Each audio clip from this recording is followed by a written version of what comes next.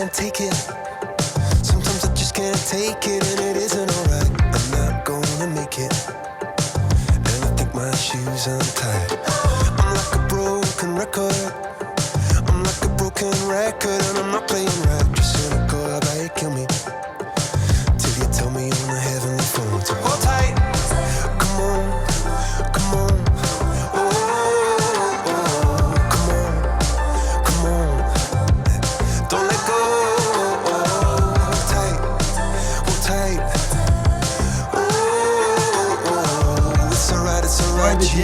I got my hands up shaking just to let you know that you've got a higher power. Got me singing every second, dancing every hour. Oh yeah, you've got a higher power, and she really someone I wanna know.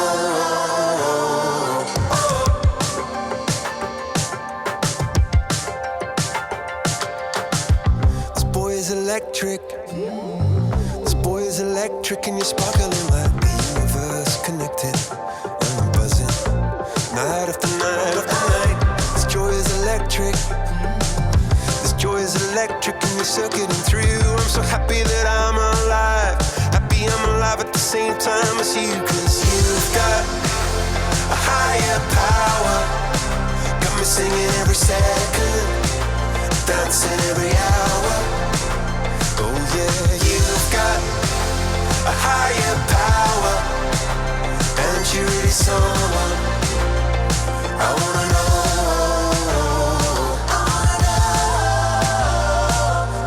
You got, yeah, you got a high.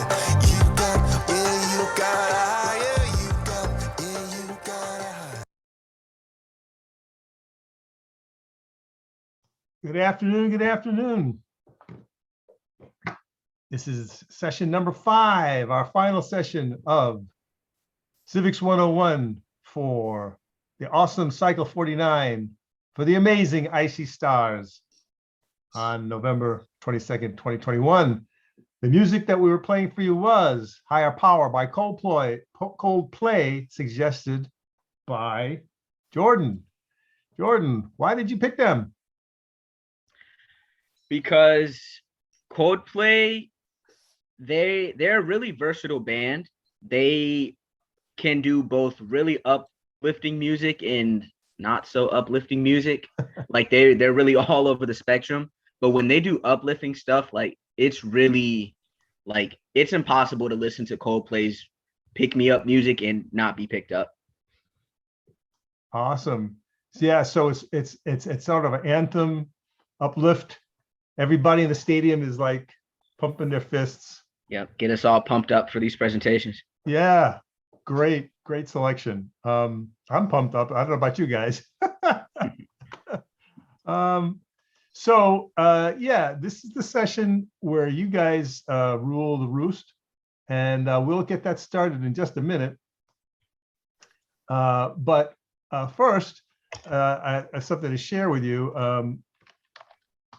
from that's related to our last class. So one of the things we talked about in our last session was why do people donate? You know, and sort of it's sort of a I guess you could say it's a metaphysical question of charity and care. Why some people volunteer, why some people donate their money to organizations, why some people devote their lives to service and to social justice, and people had different thoughts about why they would give to this organization or that organization. But one of the organizations that was mentioned was St. Jude's. What struck me was that was something in the person's family that touched them, and then when they saw this piece from St. Jude's, they responded. Well, guess what happened? Like almost the very next day, I got this. Yes, we can see it. So yeah, I got this in the mail, like literally the next day. And I wanted to walk you through it to see how a very sophisticated and rather large organization with quite a lot of resources, obviously, reaches out to people. So you can see the envelope on the outside takes advantage of the season of Christmas in this case. It's a special gift inside. So it's like, wait a minute, this is the season of giving. So that kind of catches your eye. I mean, the idea is, will you open the envelope? Just like when you get an email, oftentimes people say the subject line of the email is very critical.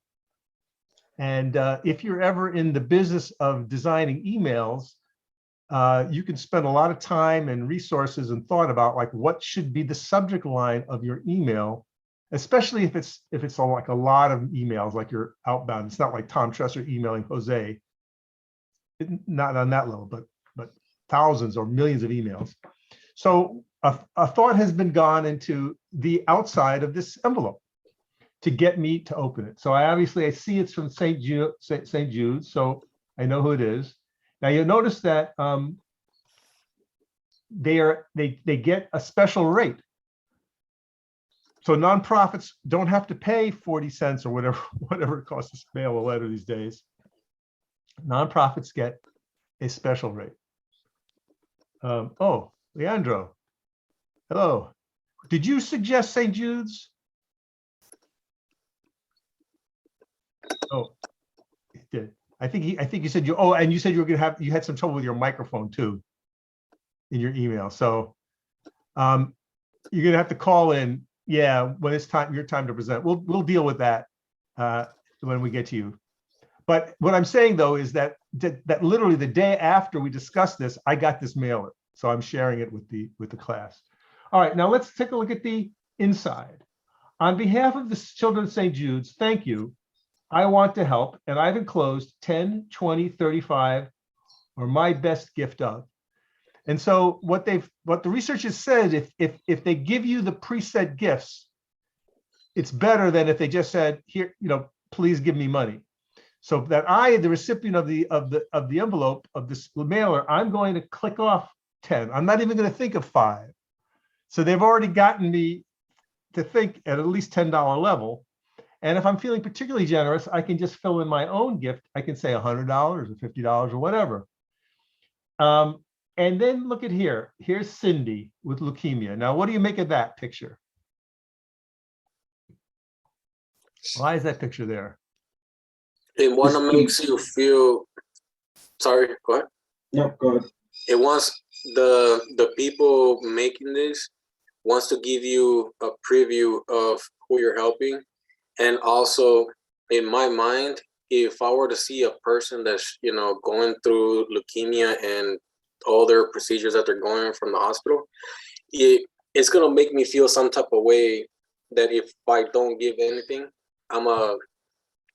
it's going to be in my conscience. So right. I'm going to be more, more willingly to give some type of help.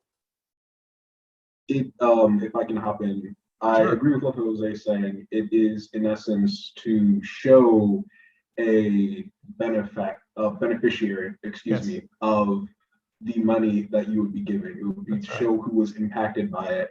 And some of you might not exactly like my turn of phrase, but it is, in essence, to guilt trip you. And I don't mean that in a bad way. No. But the purpose of this is to tug on your heartstrings, so to speak, to make you more inclined to give money. That's right. Getting people to give money in this way is very difficult. Now, if I've never heard of St. Jude's, and this is the first time I've heard from them, I may not give. But the research says that I might have to get 3 or 4 of these letters. And if I open them, that's a victory for them.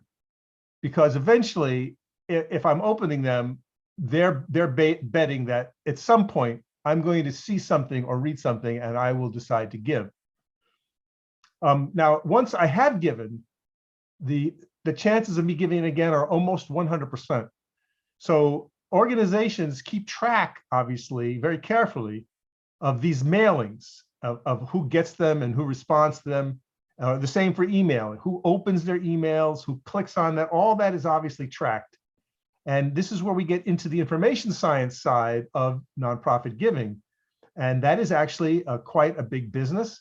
And a lot of people work in that side of nonprofits with helping them raise money, helping them with mailing lists, helping them with messaging, et cetera, et cetera.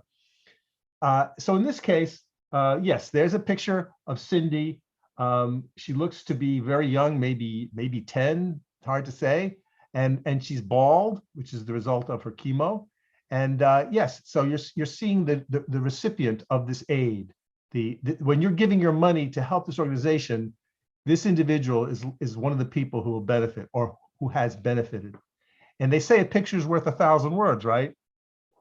So that's better than just saying one of our youngest customers or one of our youngest patients is Cindy Jones from Arkansas, who at 12 found out she had, and just tell and then just write that. In other words, it's just text.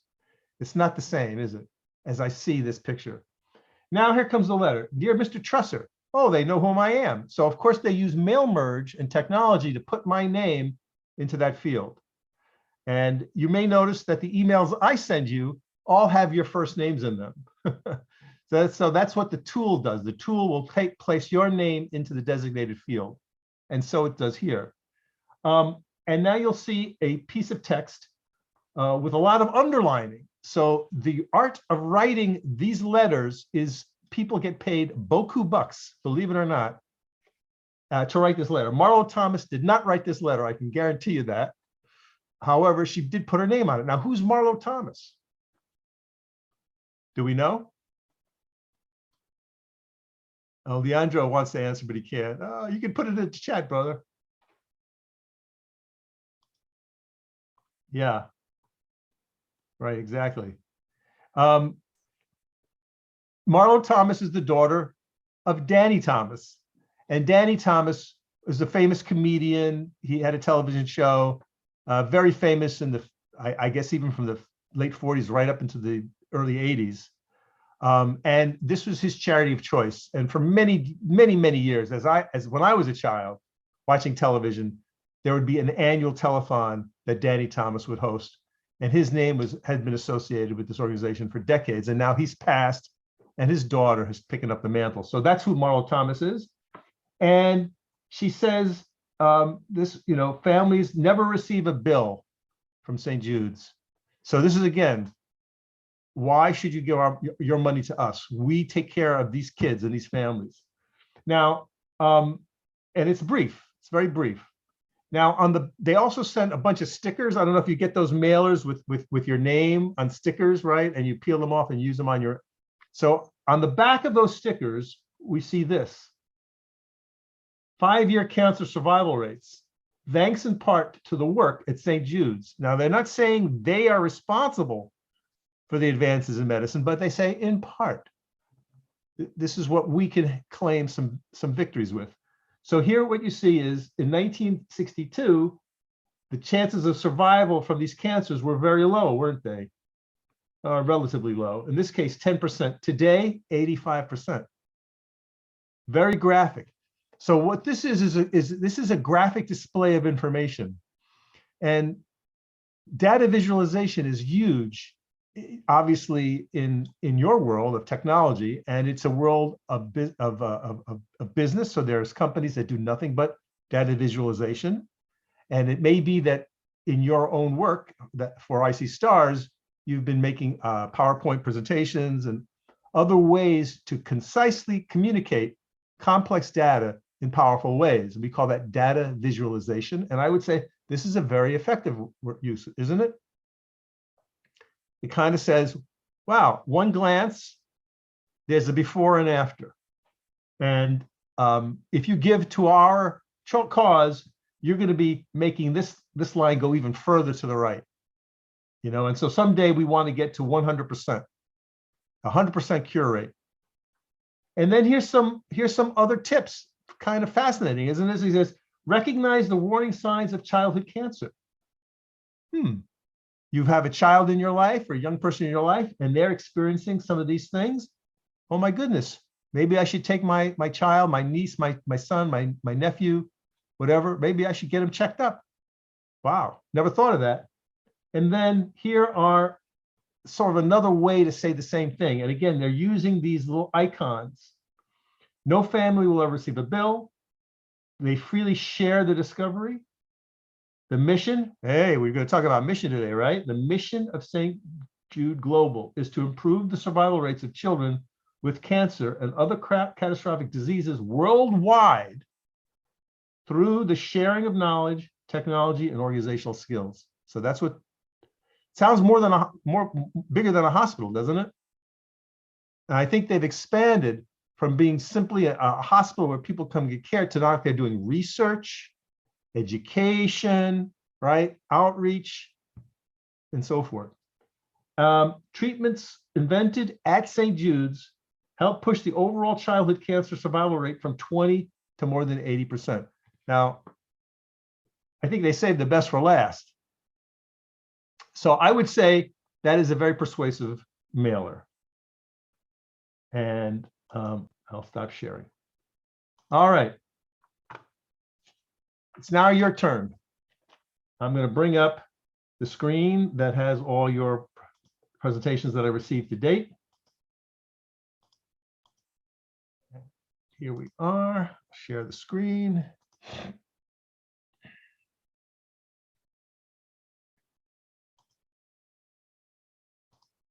There we go. All right.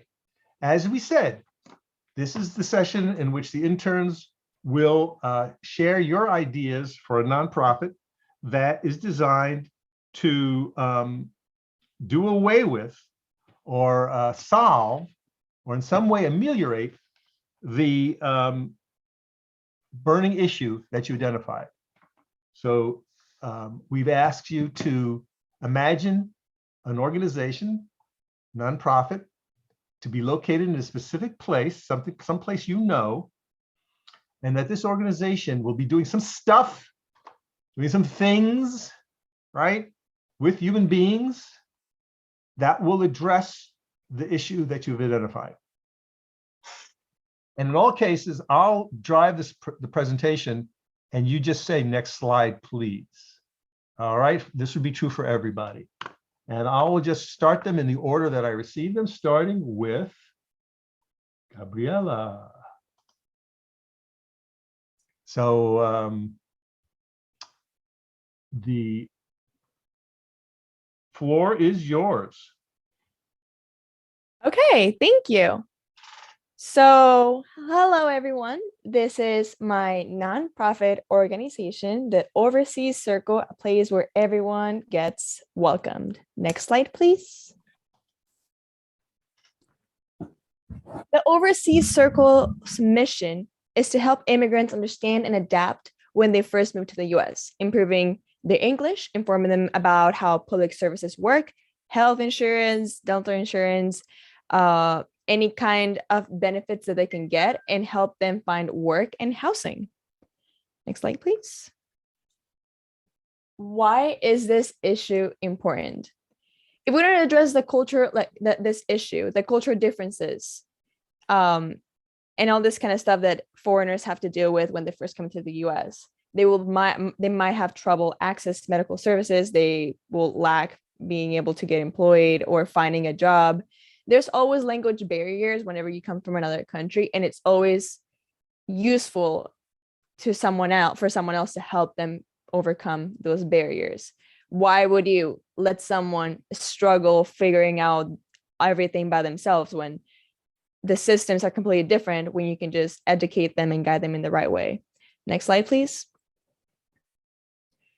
This is some data that shows the number of immigrants that now we have in the US. It has been arriving higher and higher as the years go by. There are millions of benefactors for this program's mission, and it can prevent them from any struggle or feeling lost or not welcome or that don't belong here. Next slide, please. This also shows that those immigrants that have been coming through the years are having their kids here. And one of the biggest issues or challenge that a foreigner has to overcome when they first come to the US is raising their kids in another country. All those people needed to be able to figure out how to work around schooling for the kids, helping them learn 2 languages at the same time, maybe helping them understand that their culture is different, that their country they're raised. And that means that whoever gets benefit from this program is not only them, but also their kids to adjust better. Next slide, please. This is our location. It's going to be in Madera, California, because when I was doing the research, and the page of where the results I got from are from is down below over there. 24% of the nation's immigrants live in California. So I just thought, well, it's going to be a really good idea to have it in a city in the middle of California where already a lot of immigrants are. Next slide, please. This is our board. It's conformed by Luis Arturo Villar Sudek, Peter Tabichi, Teresa Pillay, Kaoli Her, and Jody Harper Alderman. Luis is going to be the program manager. He's really inspirational, and he will be able to relate easily to all the benefactors of the program. Peter Tabichi won the Global Teacher Prize in 2019, and he has always dedicated his life to helping others. Jody graduated from the University of Colorado School of Law, currently a member of her own firm. Then Teresa, she brings 20 years of experience in financial accounting, in financial and accounting. And then we have Kaoli Her, who has served the Minnesota House of Representatives for District 64A.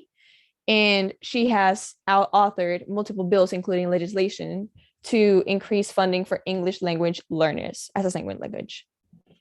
Next slide, please.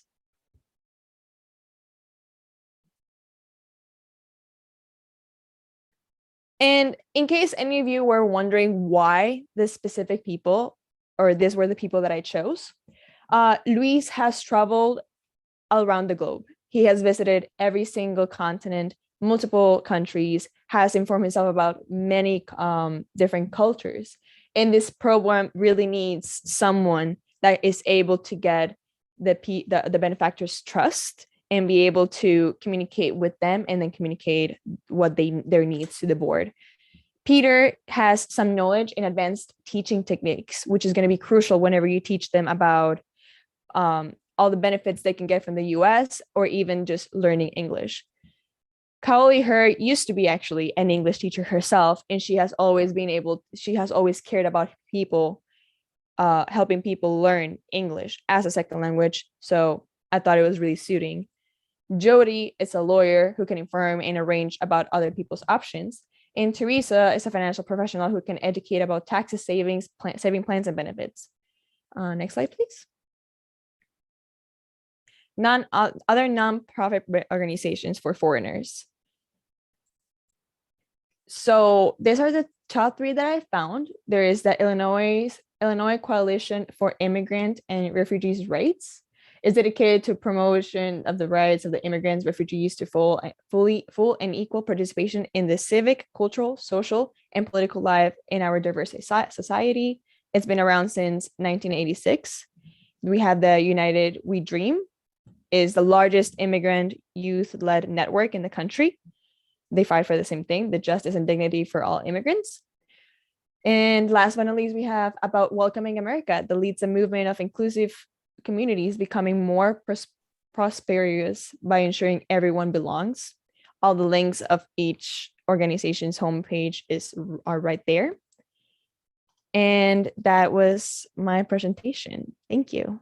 Well, thank you for going first and being so thorough. Well done. Well done. Thank you. Okay. Wonderful, wonderful, and clear, I think, about what it is you're trying to tackle, for whom you're going to go to bat, where it is going to be, and a sense of what you will be doing with the people who walk in your door, and also an astute selection of players to bring their power to you and diverse. And so we note um, the different skill sets that those folk had that would be really nicely accomplished on such a board, bringing their experience as she elucidated so really well. Okay, awesome. Next up, Emmanuel, you're on, sir. Hello, everybody. So this is my presentation, and these were the informations that I gathered. My nonprofit organization will be assisting and helping curb nutrition amongst early childhood and hunger around the diaspora, like globally. And so I chose the name Food for Thoughts for the name of my nonprofit organization. Our mission statement will be to facilitate productive and healthy lives from cradle to grave by ensuring abundance in early childhood. So I chose this nonprofit organization because I believe it's important, and that evidence show that nutrition is what gets you ready for life, because babies don't really develop the healthy brain they need when they're born. So nutrition would help facilitate that. And as well, if you're not well nourished, it kind of will impair your performance from school to workplace. So it could deter you from performing excellently well in the workforce environment. And so what the issues that we will be dealing with will be economic injustice, impoverishment, impaired childhood development, overweight, medical expense, mental health, and poverty. Because if you're not capable to function in a capacity where your mental health is stable based off of how nourished that you are, you tend to sort of live within the poverty scale or below the poverty line. So that will be the things that we will be addressing. Next slide. But before the next slide, I chose a location in somewhere in Stony Island by Linwood. It's pretty much an open space where we would, if the finance is there, we would build like a warehouse and a company, like a building that would house or storage van for food and all of that. Next slide, please. So these are some of the evidences that I gathered based off of how important nutrition is, because from the statistics, it shows that 26.4% of the global population doesn't have regular access to safe nutrition and sufficient food. And next to it is the cycle of malnutrition. Next slide, please. And also, due to such lack of abundance, babies are also affected by the insufficient amount of well-nourished mothers and families. So poor poor nutrition causes 45% of deaths amongst children under the age of 5, and that constitutes to 3.1 million children each year. Next slide, please. And those that I would like to be my board members would be Michelle Obama, Jerry Costello as the Minister of Agriculture in Illinois, and I also chose Governor J.B. Prescott. And the face of my movement, I would like for it to be Greta Thunberg, and also Guy Fieri. Thank you. Next slide, please. And these are pictures of those that I chose to be in my board. And the next slide talks about the organizations that do about the same thing that I would like to incorporate in my nonprofit organization. And that concludes my slide.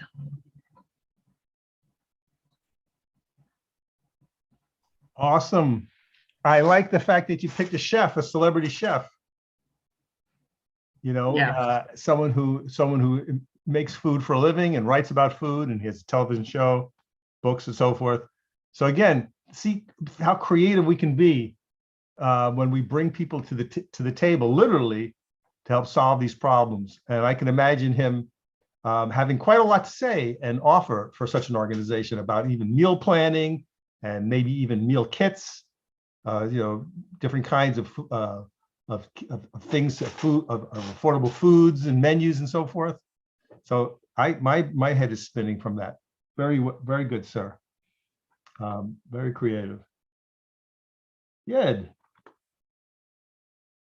you are up now.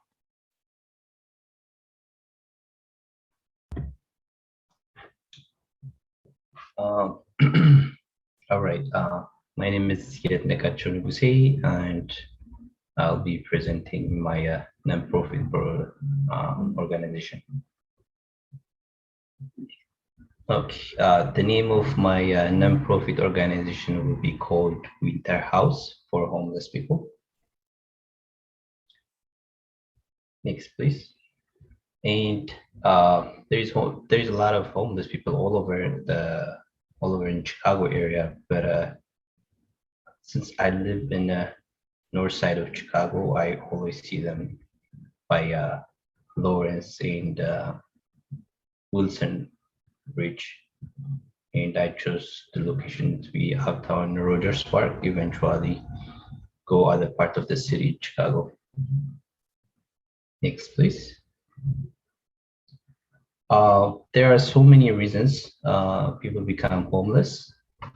Some would be for making a responsible decision. Some would be something they cannot do it, something out of their control.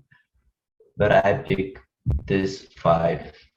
The high rent. Chicago is known for being like higher rent and lack of sufficient urban house projects, adult and children who flee for domestic violence, and there is a lot of lack of resources in places in the community.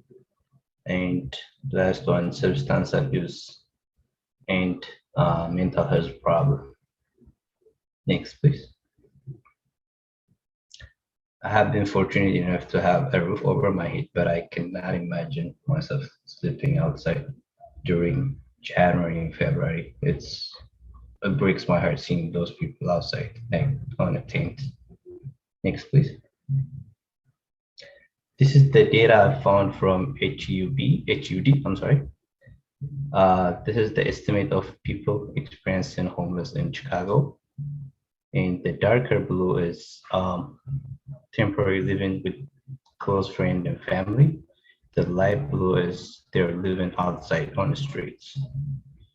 I know the number is going down, but we can do more by doing this kind of organization, we have to get it lower, eventually zero. Next, please. These are some of the pictures I found from the internet in Chicago. This is downtown. The one on the right, this is on one of the bridge by Lakeshore. Next, please. Mission. Winter House mission is to lease vacant warehouse and cover their property tax. By covering their property tax from the donation that has been collected, we are ending homelessness by offering a program that provides shelter for all men and women during winter. Winter House believe no human should suffer from the mother nature when we have the empty space and the heating system, the heating technology system. Next, please. These are the board members. They will be I myself, my sister Martha, and Jack and Hannah, as they have a good experience with working with nonprofit organization. They will be helpful. And I also pick Jack because Jack and Mackenzie Scott, they are one of the biggest donors in America. Next, please.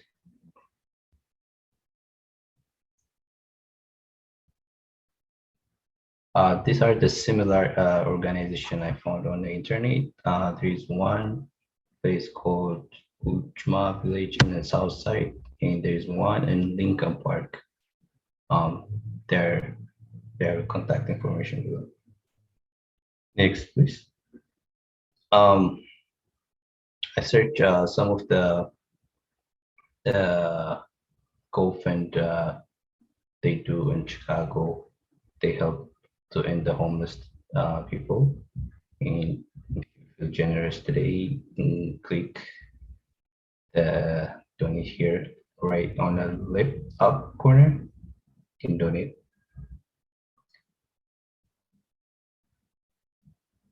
That will be my end of slide. Awesome. Thank you so much. Again, creativity coming to the fore, taking warehouses that are no longer useful. You know, as the industrial base of Chicago changes, there's a lot of large buildings that where they used to make stuff. They don't make stuff anymore, and they sit, right? And so there's a case where, remember we said capitalism, for-profit world doesn't do things. So I have a factory and I move it to Mexico to take advantage of cheap labor. I leave the building that was there that used to have the workers and the machinery, and now there's nothing there. It's just a big old building. It's very sturdy, but it's big in it, and it would require maybe a lot of money to heat it. So I'm not doing that. I've left. I don't care about that building anymore. My building is now down in Mexico. So this is a very good example of how a nonprofit would take, in this case, something that used to be owned by a for-profit, which has been left, abandoned, who knows, someone owns it, it's just sitting there, right? And it would require this kind of organization to exact the solution of buying the building or renting the building, and repairing the roof, obviously, so it doesn't leak, and then paying the bills. So it's the heating bills and making sure there are cots or, you know, other kinds of structures to make the building secure and hygienic. Very, very good, sir. Thank you. Okay, moving on to Miriam. Here we go. The floor is yours. Thank you, Tom. Welcome, everyone. This is my presentation for my non-for-profit organization, Immigrant Women Impulse Center. Next slide, please. You can find us downtown Chicago at 180 North Wabash Avenue, number 415. I've also included our phone number and our website, iwic.org, so you can visit us on the web. And the choice for the location was downtown because it is better accessible for everyone in the Chicago area. I find from personal experience when I try to visit other organizations in Chicago, getting to a certain neighborhood was an additional barrier to receive the help. So I thought having a central location would be very beneficial. Next slide, please. And here's a list of 3 similar organizations that are doing something similar to what I would like to do with Immigrant Women Impulse Center. So the first one is called Blue Tin Production. This is actually a cooperative, which is different from a non-for-profit, in which the members jointly own and run the whole cooperative. And that means that they get a collectively set salary. So everyone that works in a collective makes the same salary.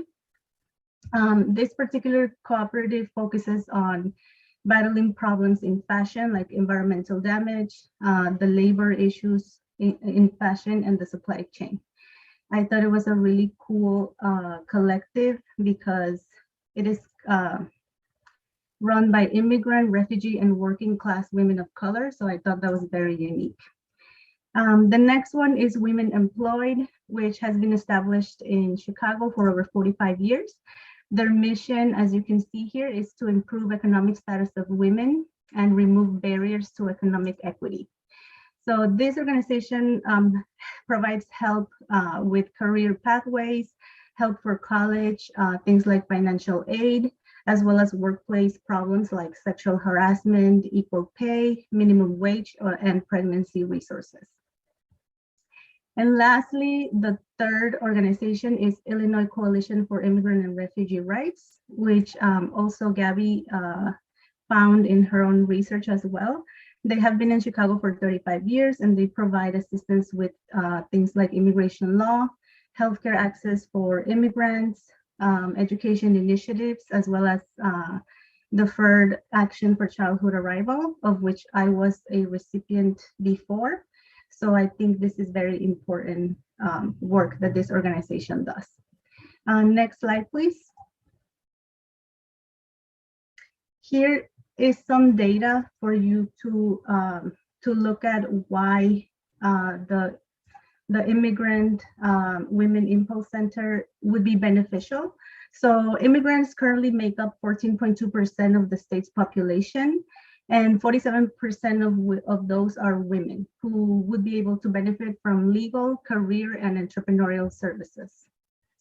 Next slide, please. And here I've included a chart that compares the education levels of immigrant community compared to that of the native community, so people who are non-immigrants. So as you can see, the education level for college degrees is about the same. However, for college, it goes down. For high school, it's about the same.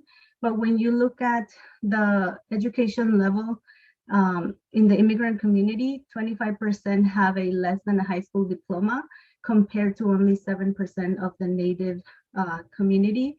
So that tells me that there's a great need for our immigrant community to increase their education level. Next slide, please.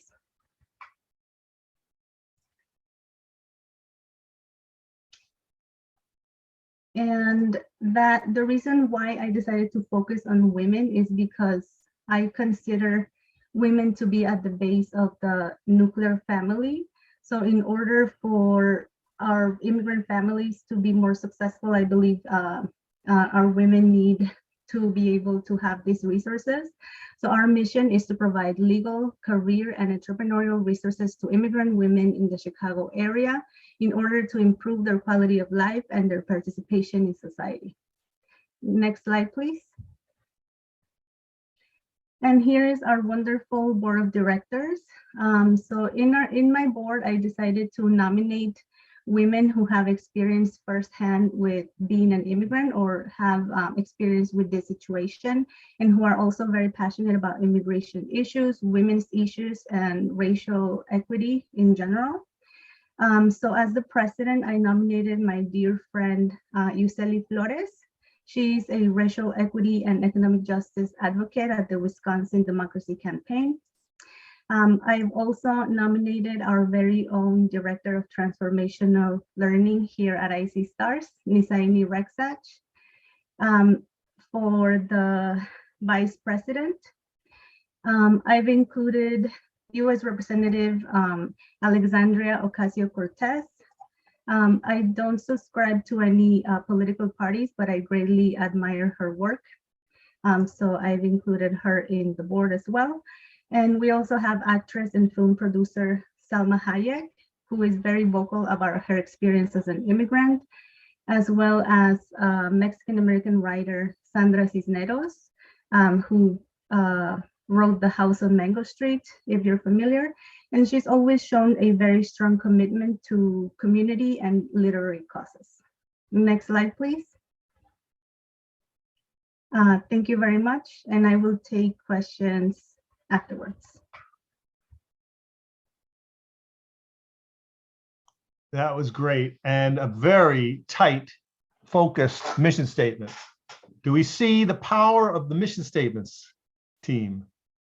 Are you up? Do you get the passion of the speaker, of the creator through the mission, right? So you're hearing the creator now talk about the mission. So obviously it's going to be passionate. It's going to have emotion in their voices and their manner.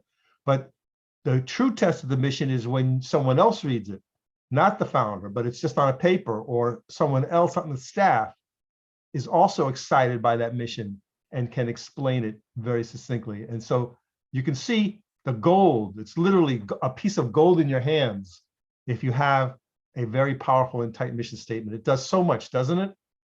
It accomplishes quite a lot in a very short period of time. And I'm going to guess, Miriam, that you spent some time working on that, right? Yes, I did. Yeah, and it shows. So we can have a lot of, there'll be time for more exchange, but let's move on. And I do love the comments that you're doing in the chat. I encourage you all to heap your praises and your observations in the chat as we move through the presentations, to share what you're thinking and experiencing when your colleagues are sharing with you. It's very rich stuff that's here. So keep going and add to it. All right, moving forward to Jordan. All right. Good afternoon, everybody. My name is Jordan Howard from Cycle 49, and the title of my nonprofit organization is Project Oasis. Next slide, please. Our mission is to provide accessible and sustainable sources of nutritious food to communities that reside in food deserts. Next slide, please. So one of the global issues that really inspires a passion within me is world hunger. I've never dealt with food insecurity or worried about where my next meal is coming from. And that's really shaped my unique relationship with food. And one of the things that pains me the most is that other people haven't had the opportunities to be as fortunate as I am. So hunger is officially defined as distress attributed to lack of food, or when someone suffers from food insecurity. Now, undernutrition is defined as when someone is daily caloric intake is less than 1,800, but it's not just, it's deeper than calories. Anything, even if you're getting more than that amount, if you're not having healthy, nutritious food, then your body will still be out of balance and you'll still be malnourished. Now, food security is when someone has accessible and sustainable sources of safe, nutritious food. Now, one of the reasons this is a burning issue for me is because no one should go hungry. We have more than enough resources to make sure this isn't an issue. And nearly 39.5 million people live in low income, low access areas, AKA food deserts. And in my opinion, that's 39.5 million too many. They're usually in inner city, predominantly non-white neighborhoods. And this issue has been exacerbated by the recent COVID-19 pandemic. Next slide, please. Now, to focus a little deeper, these statistics show the levels of food insecurity in Chicago, specifically in neighborhoods in Chicago's South and West sides. And it also shows how poverty and food insecurity are linked. So I think to tackle this issue, I wanted to apply a bit of focus. And while we eventually hope to serve the nation and eventually the world, for now, we'll be focusing on inner cities, neighborhoods in Chicago, South and West Side, specifically West Pullman, which is where we'll be based. Next slide, please. So rather than just give resources to community, we want to provide resources and teach the people how to maintain them. So instead of just giving people food, we want to provide food that they can reach and also teach them, rather than just helping them and considering that solving the problem, we want to teach them how to help themselves. And following the mantra, give me a fish and I eat for a day, teach me to fish and I eat for a lifetime. Next slide. So how are we solving this? Food banks. Now, rather than having just the food banks that are traditionally in certain communities, we'll have those food banks sourced by gardens, which will be created in those neighborhoods. So rather than turning empty spaces or empty warehouses into parking lots or strip malls or something else, we'll turn those into gardens and eventually restaurants, so we can provide local sources of food to communities. And in keeping with teaching the people in the community how to take care of themselves, we'll also provide cooking classes and gardening classes, so the people of the community can take that knowledge and spread it beyond just them. And we'll also provide equipment to do so. Next slide, please. Now, my potential board are right here. Ellen C. McKnight, she is a nutritional health advocate. She's actually been the principal of a health firm called the Maxine Firm for the past 5 years. I've actually met her and spoken with her personally, and I really was captivated by her passion to help other communities change their eating habits and their nutrition. Michelle Obama, she launched an initiative called Let's Move. And Brian J. Parker and Joaquin Jackson, they're also two people I know personally, and they specialize in not just health and wellness, but also community engagement, specifically with the youth. And lastly, Adrian Moncure is someone who has not only the passion, but the equipment to, or should I say the skills to help manage the business end of things and help the organization run smoothly. And someone else that I forgot to put on here, but her name is Ellie Krieger. She is a registered dietitian, and she's also the host of a show called The Healthy Appetite on the Food Network. And she specializes in healthy recipes and rather than just cooking, healthy cooking, so people can have safe and nutritious food to maintain healthy lives.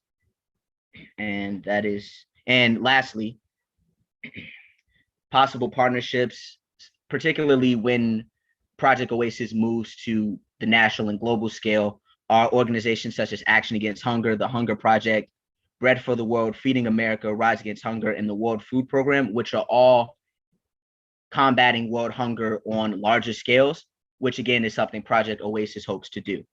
So in the future, I would love to partner with them. And that's my presentation. Awesome. I love the expansive thinking, very creative and entrepreneurial. And you share the talents of one of my idols, a man named Billy Shore, who started Share Our Strength, or sometimes called SOS. I put the link in the chat. I encourage you to check it out. He started out very much as a sort of a hunger provider, making meals available. So he would go to restaurants and find, the unused food and, getting the unused food to a nearby shelter. And then he got some trucks. But then he started to get very creative. So he worked with the National Restaurant Association so that all the restaurants in America, like, Red Lobster and McDonald's and, fancy restaurants, would pick a day and there would be items on the menu of that day that would go to his organization. So all of a sudden he was rolling in the money.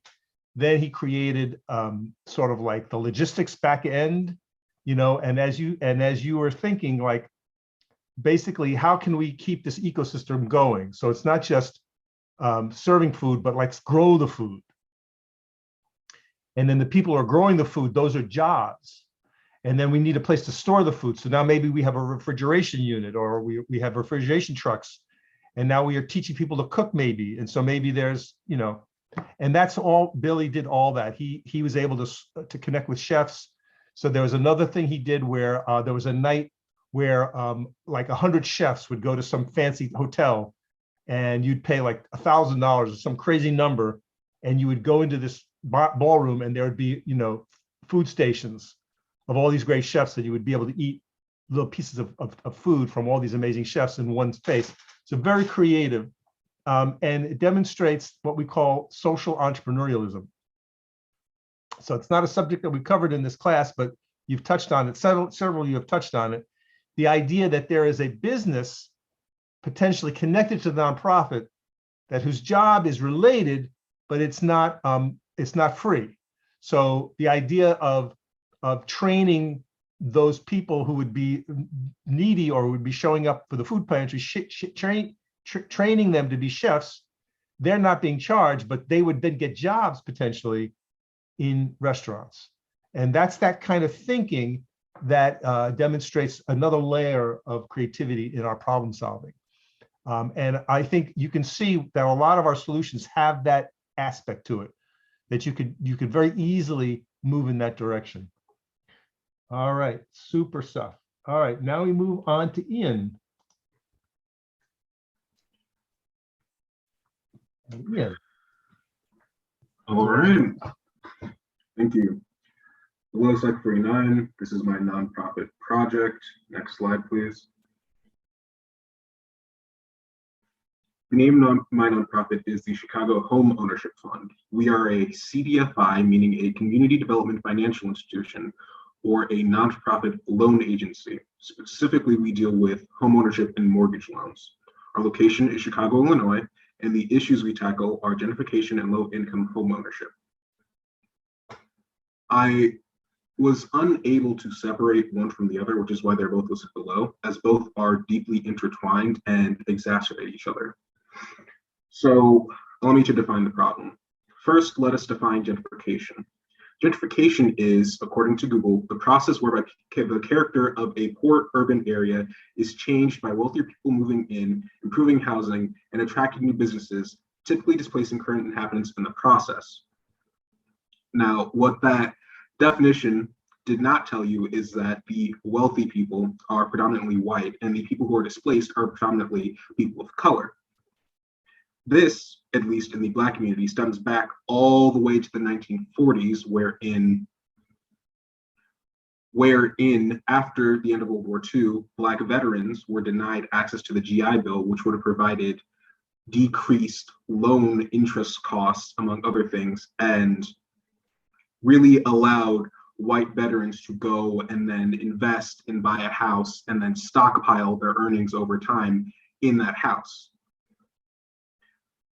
Other issues which contribute to both Black homeownership and gentrification, the issues with both, the lack of Black homeownership, I should say, include redlining and the foreclosure crisis, specifically predatory lending during the foreclosure crisis that disproportionately affected Black and brown communities, causing many people to lose their homes. Where does gentrification come in on this?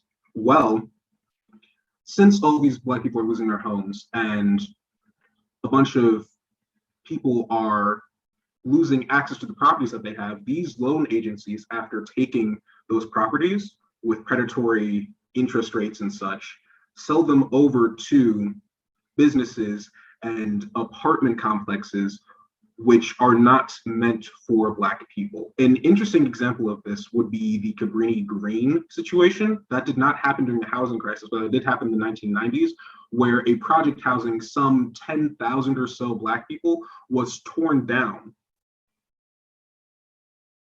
which left these people with nowhere to go. And they didn't even use the lot. All of my life, I've been traveling up and down the Cabrini Green Strip, basically, And they only recently started building on that lot. The purpose was to remove the Black people from the area, starting in the 1990s. Next slide. Some great examples of gentrification are the Greeny Green, which I already mentioned, Lincoln Park, Woodlawn, and Bronzeville. Bronzeville is an example of gentrification in progress. As you can see, from 1990 to 2010, the Bronzeville population of majority Black has, guys, save your comments for later, they are actually distracting. The amount of population of Black population in Bronzeville has dropped by more than 20% over the past 20 years, which is a huge decrease. As you notice, the percentage of other ethnicities have doubled. This is not a coincidence. What happens is a lot of college students ended up moving over to IIT and were unable to pay for dorms. So what these college students do, these predominantly non-Black college students, is they go and they buy cheaper housing in the area around them, in the apartment complexes surrounding them. These college students now living in this new area prompted businesses focused towards college students to move over. So you see things like cafes and clubs popping up, and that again continues to decrease the amount of Black people living there, because if you remember, these Black people are not homeowners. They're not owning houses. They do not have the ability to sit amongst everything. They are in apartments, and as apartments are raising their rent, Black people are unable to complete. So what happens is they get pushed out. Next slide, please. Now, unfortunately, you can't see that slide too well, so I'll just go ahead and narrate. There has been a 14.9% change in the negative in the Bronzeville Black population from 2000 to 2010. Over a 10-year period, that there has been a 15% decrease in the amount of Black people living in Bronzeville. And similar things are happening in areas like Pilsen and other areas prominently populated by Black and brown people. Next slide. These are homeownership rates. As you can see, African American homeownership has lagged far behind white and Latino homeownership since 2005, since earlier, honestly, but this is just a graph to show how much lower the rates of Black homeownership versus white and Latino homeownership are. Next slide. This is where Chicago Homeownership Fund comes in. The Chicago Homeownership Fund is dedicated to giving fair and equity-driven loans to young adults from historically minority communities, helping to ensure the culture of said communities remain healthy and vibrant. By doing so, we are helping to aid in the closing of the gap between Black and white homeowners, allowing Black families to begin stockpiling wealth, which would help close the wealth gap in our country, as well as ensuring they cannot be pushed out as easily by gentrification, allowing for stable communities and allowing for a real base of culture to flourish in the United States. Next slide. This is my board of directors. With the exception of Mohammed Elahi, all of them have worked in CDFIs before. They have a long history working in CDFIs, 10 plus years amongst all of them. Mohammed, however, is the Deputy Director of the Department of Planning and Education for the Cook County government. I felt that having the cooperation of a person in a rather high position in the Cook County government in the Department of Planning and Development would be rather useful, as it would allow me to have insider knowledge, for lack of a better word, on what is going on and how it's going on. Next slide. These are the organizations similar to CHF. As I said, they're all CDFIs, or Community Development Financial Institutions. These include the Chicago Community Loan Fund, the Chicago Development Fund, and the Clearinghouse CDFI. Next slide. Thank you.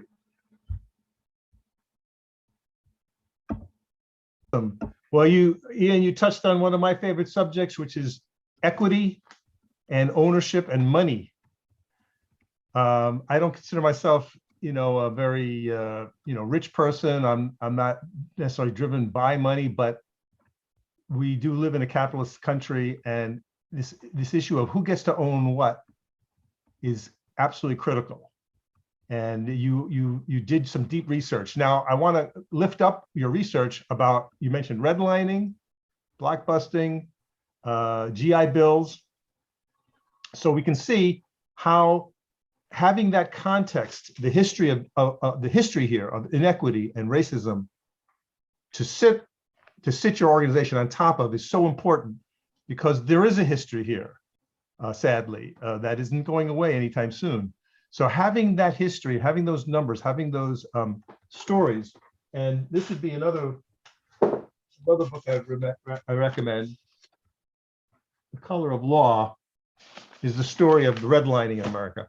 So having this context and having that knowledge is so important for this work that you can call on, and obviously you're familiar with it, and it makes your case even more persuasive, right?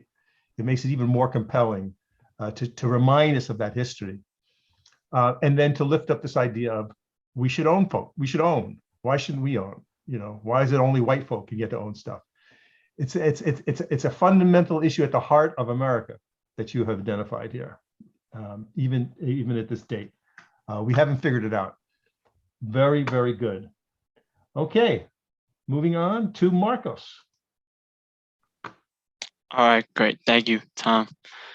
Hello, my name is Marcos Anthony Bernal, part of Cycle 49. You get the next slide, Tom. And that Y, I don't know why that Y is there, but my non-for-profit is called Opportunity, and the Y is supposed to be with unity. I made that specifically because in every opportunity, we have a model to learn together. It's kind of with the Y, but unity is important. And I want to, as my organization grows, I want to make sure we all work together cohesively and always work as a whole. Next slide, Tom. So our mission statement: we're providing a safe space for children with the opportunity to pursue what they love. And then next slide. We could be located in the Humboldt Park community in Chicago. Most notably, I would say like the Streets Division in California. Next slide. So just to get into it, there's a lot of like choices I could have chose for this specific project. But the reason I chose this like gun violence is because I've been, I had a lot of friends suffer or like been a part of gun violence and just losing a lot of people. So it's been heavy on my heart, and just to see it in the city, it like affects me a certain way. So with Opportunity, I want to lead the effort in limiting children from being affected from gun violence. That's the main priority, but with also in our Opportunity, we want to impact, kids like domestic abuse as well, but we're definitely pushing the gun violence. So how we do that? Sports, what I learned from sports, and you guys know me already, but Tom, I grew up playing basketball. I played in college. And what I learned about sports is just, coming together. And that's where that unity comes. And just being a leader and, communication. Those are some things we want to implement into the students that come. So the students that come will be from ages 5 to 18. And we'll have workshops. So I feel like also an issue is our education in the United States. And I feel like it'll be great, for them to learn what, back in the day, I understand they did carpentry, they did mechanics, stuff like that. I think acting, just like skills that would be great and useful.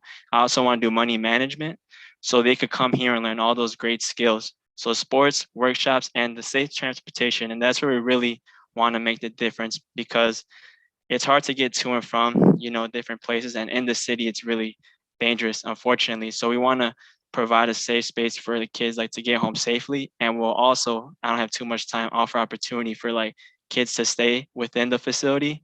So if there's something going on at home, there's they could stay at Opportunity. Next slide. Thank you. So my first one here, these next two slides are pretty similar, but 76 victims were killed in Chicago in 2021. So unfortunately, those are, you see right there, the age 5 to 18 years old, male and female. And that number is too high. That doesn't even count the ones that were shot. That's just killed. And unfortunately, that we're just trying to limit that, even if it's by one.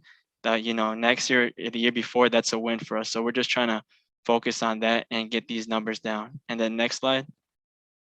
This is just the whole year. So 82 total, ages 5 to 18.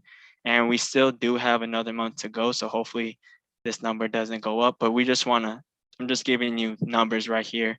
And I didn't post it in the slides, but the total deaths of COVID within the United States from 0 to 17 was 264. And then in Chicago, you know, the death, I'm sorry, I got the numbers confused.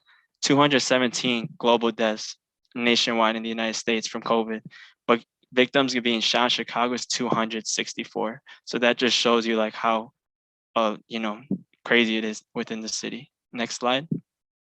So my board of directors, I didn't post photos on purpose because some photos are just funny and I didn't want to like distract myself. So first is Roberto Maldonado. He's the 26th Ward Alderman of the Humboldt Park community. So he's someone that I'll definitely have a part of my board since he knows the community and has built, you know, numerous campaigns there. He knows how to talk to the people. Michael Jordan, Hall of Fame basketball player, arguably the greatest, in my opinion, the greatest. He has a great network. He's a businessman as well. So just his network of people could get us in through some doors and, you know, open new ones for us. Will Smith, great actor, Fresh Prince. He as well knows a lot of people and he's a very lovable character. So I picked him on my board because he's someone who will get the people going, put a smile on their face, and also get others involved. Tom Ricketts, he is the Cubs owner. And the same reason why I had, you know, Michael Jordan, Will Smith, he has a great assets and just he knows a lot of people, and the Cubs work with, you know, different organizations as well as mine called Opportunity. So I just want to add him. And last but not least, my dad, well, I label here father. I put him on because he serves as a logistics, like different roles in logistics. He serves as a manager, as just a supervisor, and he just knows like without logistics, you can't get things done. And he's served in campaigns like we've done as a kid growing up. We've had community outreaches, and he's led that with over 200 to 300 people. So that's something he has a background in, and he could help me like lead that as well. So that would be the board of directors. And next slide. So just some couple of other ones like our organization, Ronald McDonald House for Children, Make a Wish, and Hoops in the Hood. Next slide. So this is my slide, and I hope you guys take the opportunity to learn together. And next slide. Thank you. Awesome. Now, we see a slight shift in our strategic thinking about the importance of place. So some of you picked programming that could be in a certain place, and it would benefit the program to be in this place or that place.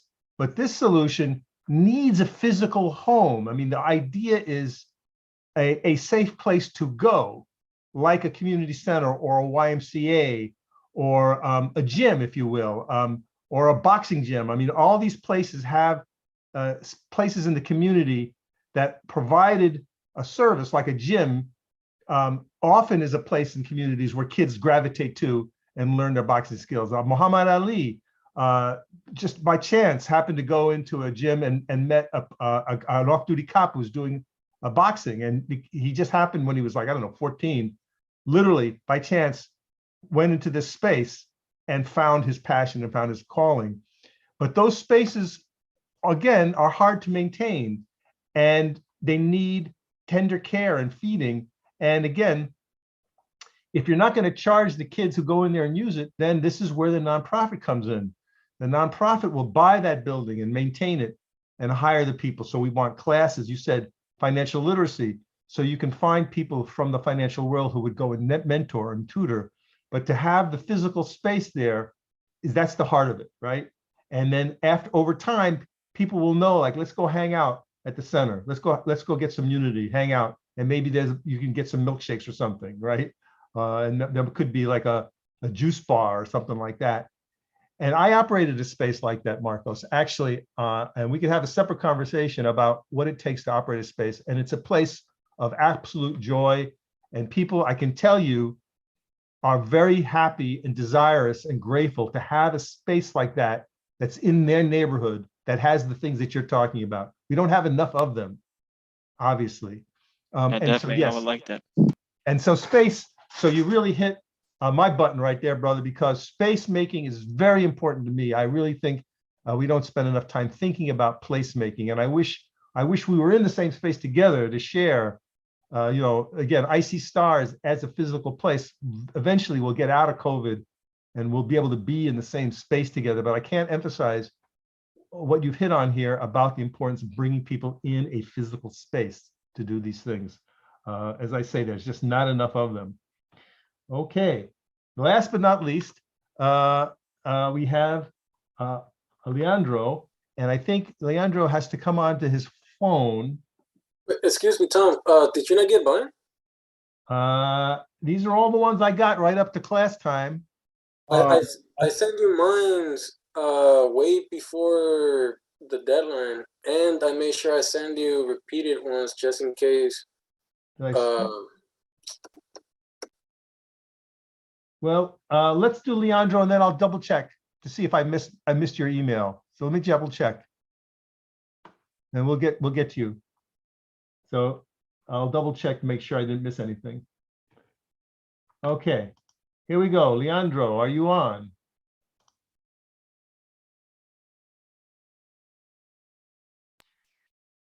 He said in the chat to accept his. Oh, there he goes.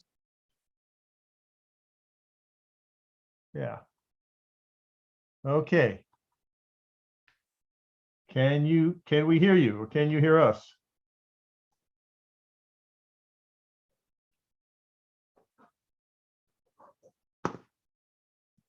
I think he's still connecting to audio. Oh, he's still connecting. Can you hear me? Yes. All right. Okay. So, Leo, make sure to mute your computer. I muted it. You have an echo. Mute the audio, not just the mic. Do you see the little cone with a cancel? Yeah, hit that. Give me a second, please. Can you hear me now? Much better. Much better? Ooh, still a bit of an echo. You know, give me a second. Let me exit this meeting. Can you hear me now, guys? Yes. Yes. Okay.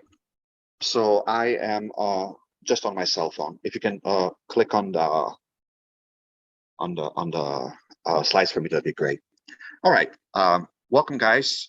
This is a nonprofit organization started by me called Cuisine Par Cherubs, which in 4 words means food for the angels. We are feeding the needy in Woodlawn area in the 21st century. Next slide, please. Our location. We will be located on 6154 South Cottage Grove Avenue in Chicago. This is 1 block south of the Jewel Osco on the west side of the neighborhood. This Jewel Osco is very well known in Woodlawn. Next slide, please.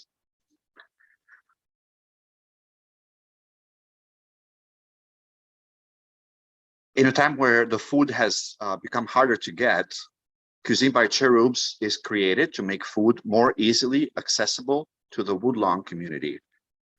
Woodlawn is one of the 77 neighborhoods of Chicago that is known to be predominantly African American in population, as well as hit very hard by gangs, drugs, shootings, killings, and high rates of poverty. Next slide, please. In the city of Chicago, we have a table that shows the breakdown of poor residents within the races, which is the income below poverty level. As we see, the African American one, the Black one is pretty up there, right after the Native Hawaiian. For the Woodlawn area, that race would basically be topping the charts. Next slide, please. This is a map of Cook County. Woodlawn is situated just right on the south side of Chicago. It's right next to Hyde Park. The interesting thing is that in that chart, you're seeing the very red highlighted red color that, by the Woodlawn area, by 63rd. Let's just pretend you can see the 63rd Street and Martin Luther King Drive. That area there, all the way down east to the lake, and then from 67 south to like 56 south, that's all of Woodlawn. It's characterized by a high poverty rate, which is from 44 to 74% below poverty rate. Next slide, please.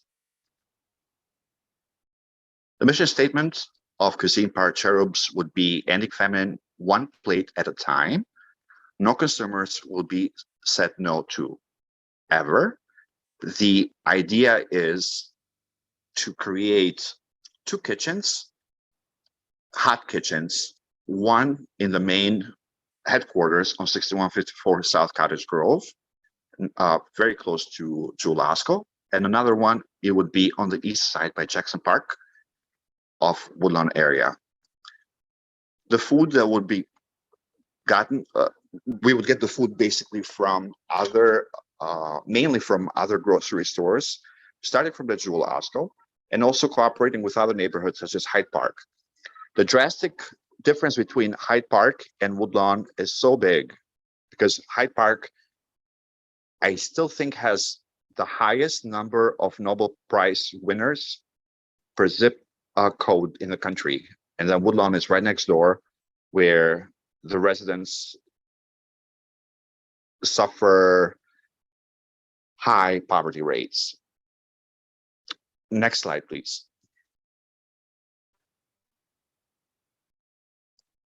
I would have 5 people in the board of directors: Mayor Lori Lightfoot, Kim Crutcher, Tony Preckwinkle, JP Pritzker, and Miriam Gordillo Chavez. The reason why I have chosen these people is because Mayor Lori Lightfoot, she's of African-American descent and is a powerful woman, able and capable of making changes in a political level and also in a neighborhood level as well. Tony Preckwinkle, she is the president of Cook County, and J.B. Pritzker, the governor of the state of Illinois. These 3 would work very well with one another and bring awareness to help elevate the poverty that exists in Woodlawn. Kim Crutcher is simply a foodie and a very intelligent woman that I believe would make the perfect connections between the different levels of society. And Miriam's passion for social justice and equality justice is just as important. Next slide, please.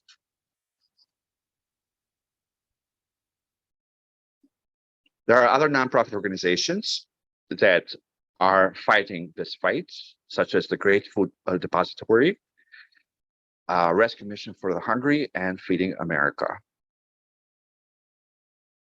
And this is my presentation. Thank you. So we see hunger is something that is on your minds collectively. And it makes you wonder, why is this even an issue in the richest country in the world? I think we could probably spend the whole semester just trying to answer that question of why some people have so much and others have so little. And you can see again the nonprofit mind at work here, trying to figure out how to correct that imbalance. So the grocery stores might throw their food away into the dumpsters, right? Or the cans could be bruised and they can't sell them. So how to get food that would be destined to be thrown away to be recycled into actual meals for people. And this is a question that is being partially tackled by some of the organizations that Leandro mentioned. I want just to leave you with a few thoughts, my friends. As you go forward, I would say what we've learned together is that you need to be a joiner build connections, and make your networks happen. We can do nothing by ourselves. I would ask you to be humble and be kind and to listen, learn, and lead in that order. And Tom, Emery didn't do his either. Well, if anyone wants to email me, and we'll make a private appointment and we'll walk through it together. And then we'll add that record to the class website. I'd also ask everyone to think about paying it forward and paying it backwards. And that I hope that you'll become part of the IC Stars alumni organization and be mindful of the help that you've received from past alumni of this organization, and that you will be one of the people that future interns can rely on with your knowledge and wisdom. So don't walk away from IC Stars fat and sassy. Keep them in your rearview mirror and remind yourself of what the benefits that you got as an intern here, which again is a nonprofit organization that requires a lot of care and feeding to do what it's doing. And I ask you to build something. You guys are all makers and doers, coders. Some of you are artists and fabricators, but consider yourselves as civic makers.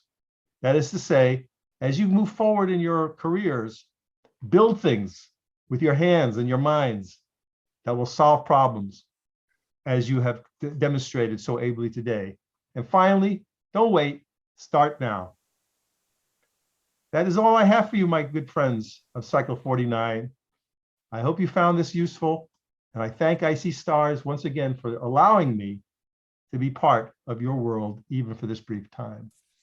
Thank you so much, Tom. This has Thank you. really been a Thank you so pleasure. I much. really appreciate your time and insight. Thank Thank you, and I Tom. know you're- Appreciate it. Thank you. Thank you all. Thank you, Tom. Stay safe. All right, have a good day. Stay safe, Tom.